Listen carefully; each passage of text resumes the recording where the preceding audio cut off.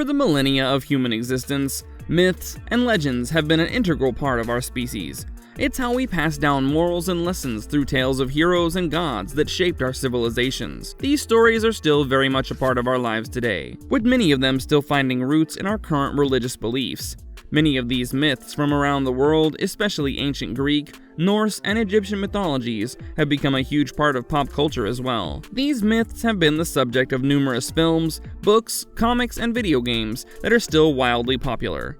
While in ancient times these tales were passed down orally, now it's being passed through these mediums that we just mentioned, ensuring that they will endure far into the future. Before we go into our explanation, we have a very small request. If you like our content, please support us by subscribing to our channel.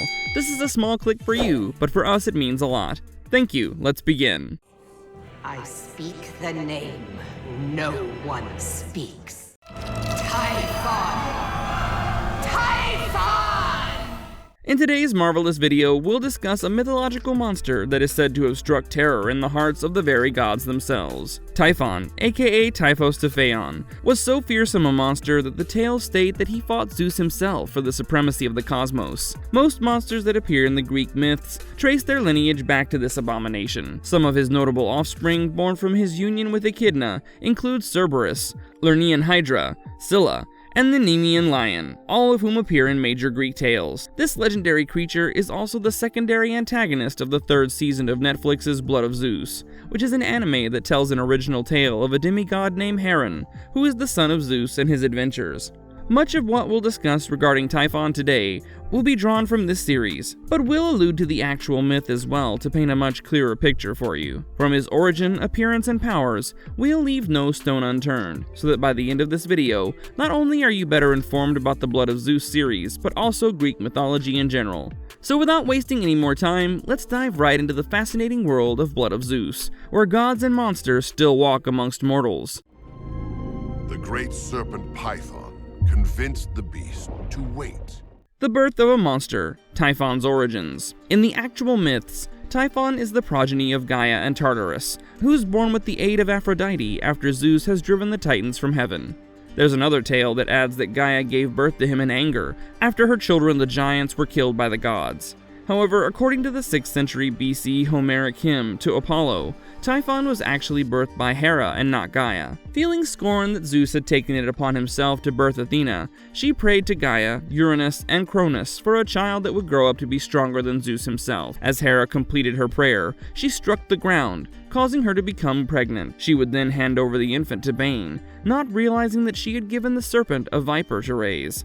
In yet another belief, possibly in the Orphic tradition, after the death of the giants, a mourning Gaia slanders Zeus to Hera. In her anger, the queen of the gods reaches out to Zeus's father Cronus, who hands her 2 eggs covered in his semen. He tells her to bury the eggs underground, so that a being powerful enough to challenge Zeus would be born, and thus Typhon was born. As you can see, even amongst ancient scholars, there was no consensus on what the true origin of Typhon really was. However, his origins are somewhat different in the show. At the end of the Great War that took place between the Titans and the Olympians, as the last of Cronus' kin fell, and his blood fell into the sea, it gave birth to abominable giants. The gods who had barely recovered after defeating the Titans were thrust into another great war against foes who were just as powerful as their last. This war came to be known as Gigantomachy. Although the gods would overcome this hurdle as well under the leadership of Zeus, they would soon find out that their troubles were far from over. On the day that the last Titan fell and his blood spilled into the sea along with the giants, a far more monstrous threat was born that day. However, before it could join the fray, the great serpent Python would discover him and convince him to bide his time. The gods' first encounter with Typhon. Even as the Gigantomachy took place and both gods and giants brought ruin upon each other, Typhon did not act. He remained hidden, taking Python's advice, waiting for the opportune moment and growing in strength till he was far more powerful than the Titans and the Olympians. With the gods now weary after continuous conflict, Python would sense that the time for their reckoning was at hand, and unleash Typhon upon them. The monster would emerge from the sea and lay waste to everything in his path toward Olympus. There, he would engage the gods in a bitter struggle for supremacy, the outcome of which would not be clear even towards the end. With the combined might of all the gods, Zeus would finally defeat the monster, using his thunderbolts, bringing an end to the creature's reign of terror. However, being elemental in nature, Typhon could not truly be slain.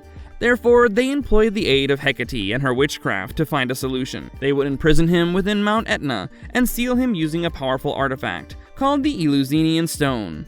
The stone would house all of Typhon's powers and life essence. However, Hecate warned the gods, uttering his true name or shattering the stone would unleash this calamity into the world once again. The Eleusinian Stone held such power that whoever claimed it for their own would become the ruler of the heavens. Using two other stones of similar stature, the three brothers, Zeus, Poseidon, and Hades, would decide which of the three realms the brothers would lord over. However, this was hardly anything but a fair draw, as Hera would conspire with Poseidon to ensure that Zeus would pick the Eleusinian Stone in exchange for Poseidon getting dominion over the ocean. The plot of the second season of Blood of Zeus revolves around Hades and Persephone, working against the Olympians to right this wrong and take their place as the rulers of the heavens. As you can see, Typhon's encounter with Zeus and the gods had a much more far-reaching impact than anyone had ever anticipated. In the real world, just like in his origin story, there are numerous tales of his encounters with Zeus. According to ancient Greek poets Pindar and Nicander, the fury of Typhon was so great that Zeus, along with the rest of the Greek gods, fled to Egypt and stayed there for a time.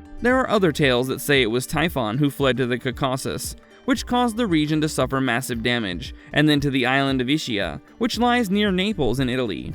What most versions, however, seem to agree upon is the fact that ultimately Zeus defeats Typhon using his thunderbolts, and casts him down either into Tartarus or beneath Mount Etna, thus ridding the world of him. The time has come for the Titans to return! The terrifying appearance of Typhon explored. One must have noticed a trend that outside some key similarities, the ancient Greek accounts vary from author to author, and this continues while describing Typhon as well. Unlike its fairly simplistic depiction in The Blood of Zeus, Typhon's description in the ancient texts is far more wild. We won't go into each and every one of these descriptions, but pick the common traits and present them to you here. In this regard, the most detailed description of Typhon can be found in the ancient Greek epic poem Dionysica by Nonnus. His description of Typhon takes into account all previous descriptions of the monsters while adding some of his own touches to it. According to him, Typhon had innumerable heads, which included the heads of serpents and beasts like bulls, lions, leopards, boar, cattle, bears, wolves, and dogs, causing his roars to sound like a cacophony of screaming sounds. While Nicander and Ovid had given Typhon close to 100 hands, Nonnus described the monster as having 200 arms. According to him, Typhon was humanoid until the thighs, but below them he was composed of a tangle of vipers. He alluded heavily to Typhon's serpentine nature, and states that the monster's hair belched viper venom. The monster is described to be so enormous that his head brushes against the stars. Despite his enormous bulk and size, he was a winged monster capable of flight. Apollodorus states that Typhon's hands reached all the way to the west and the east, and 100 dragon heads protruded from it. In comparison, the show Typhon, while he does have a reptilian visage, is much more simplistic in design. This version of Typhon draws heavily from the descriptions provided by poets Nicander, Aeschylus, and Pindar. He's a giant reptilian humanoid with a single head, burning eyes, and a pair of large upward-facing horns. It has a pair of giant leathery wings on its back, with 4 hands. Typhon also possesses a large reptilian tail on its back, which it uses to maintain balance and as a weapon. It towers over men and gods, rivaling the size of the Titans and the Giants. Typhon is also immensely bulky, but has a speed that belies its size. The show's design for Typhon is simple but effective. It saves time for the animators while doing a fairly decent job of conveying to the audience the degree of threat this monster represents.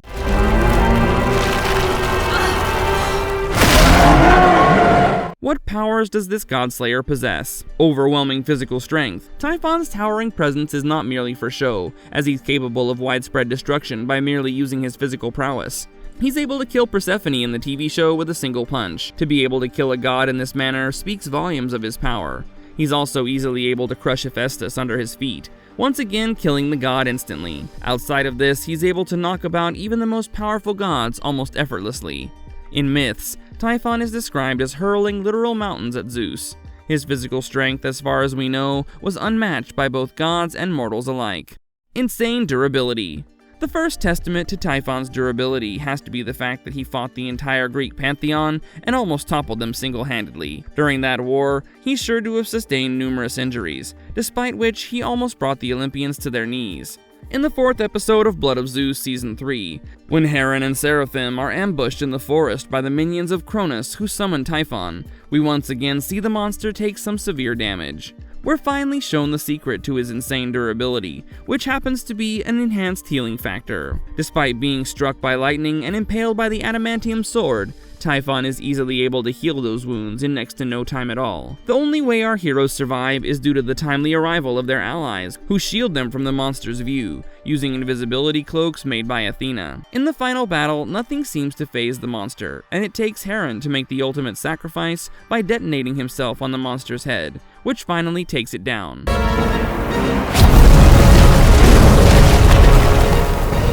Fire breathing. Throughout the series, we see Typhon using its fire breath as its primary weapon of choice. It seems that it can use this attack in an unlimited manner. It produces the flames within its belly and then expels them from its mouth, like a beam at its chosen target. The temperature produced from this attack is shown to be capable of melting metal and turning flesh to dust. It's so hot that even the divine flesh of the gods are capable of being burned by it.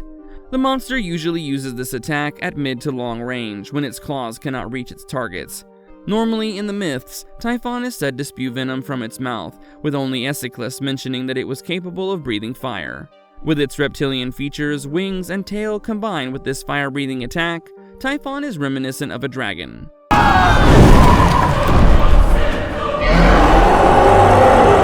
Flight. Sometimes there are monsters that have wings, which are merely ornamental in nature to enhance their terrifying visage. In the case of Typhon, however, these are very functional appendages that are fully capable of lifting its bulky frame and granting it the power of flight.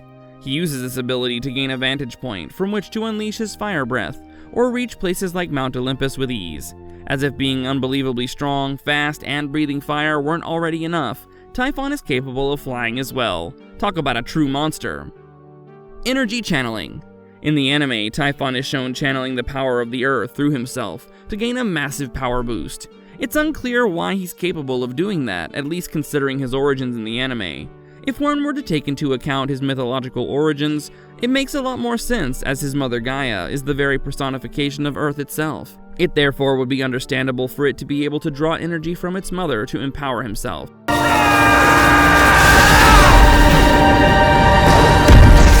The death of Typhon Season 3 ending explained. The end of Season 3 finally brings an end to the epic tale of Heron, the blood of Zeus. With Cronus and the Titans finally free and unchallenged, thanks to their alliance with Typhon, they march upon Olympus itself to finally claim the throne of heaven.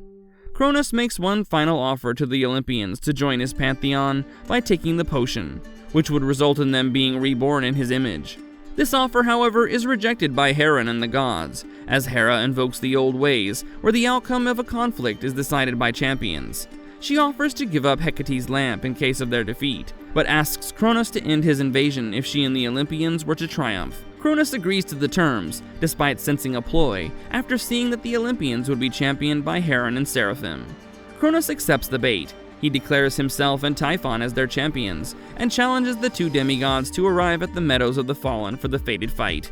After a final night of respite when the heroes make peace with their past, the fighting between the two brothers and Cronus and Typhon begins in earnest.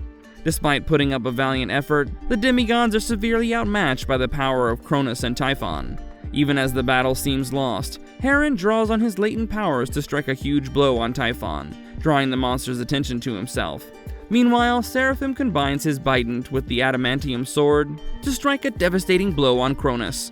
However, this does little to affect the two titanic beings, and it only serves to anger them further. With the battle now reaching a climax, all hope seems to be lost, as nothing the two brothers seem to do have any lasting impact on their monstrous foes. Seeing no other way, Heron, in a moment of heroism, overloads his power and leaps at Typhon, exploding in a brilliant display of power and sacrifice, killing the father of all monsters, Typhon, who was previously thought to be immortal. With Typhon and Heron now dead, Seraphim steps up, but is still at a severe disadvantage when Zeus arrives at the nick of time with reinforcements. Thanks to this timely intervention, Seraphim is able to prevent Cronus from emulating Heron and exploding in a suicidal blast. With the threat of Cronus and Typhon dealt with, order begins to be restored in the universe. The gods honor the two demigods Seraphim and Heron as heroes, and erect their statues in Olympus. They also put up constellations in the sky in their honor, alongside the fallen gods Ares and Hephaestus. At the very end, we get a heartwarming scene with Heron and Seraphim being reunited with their mother in Elysium, bringing an end to this epic saga. Marvelous verdict. While Typhon is not the primary antagonist of the series, his significance to the story is just as important as Cronus. Having been built up by this calamitous threat, whose very name invoked dread and fear, he fully lived up to the hype. The sight of the Olympians scattering in sheer terror as he emerges from Etna truly drives home the threat that he possesses. Not even the terrible giants or the titans had the gods fleeing in the manner that they did against Typhon. It literally takes the protagonist of the series to perform a suicidal attack in order to defeat him. To put these things into perspective, defeating Cronus, who is the main bad guy of the series, doesn't take that much sacrifice. It would have made sense for Heron to perish while killing the leader of the Titans, but for him to die facing the character who's essentially the secondary villain just says a lot about how powerful Typhon really was. We hope that with this video, we were able to help you better understand the character of Typhon, and shed some light on the rich mythology that it's centered around. If you like this video, then be sure to go check out the rest of our channel. We cover all your favorite movies, TV shows, and anime, so there's always something for everyone. Thank you for sticking with us right to the end of this video. We hope to see you soon at the next one. Until then, stay safe and stay marvelous. And if you liked our content, don't forget to leave a like and subscribe to us if you haven't already. Have a good one and be safe. Thanks, everyone.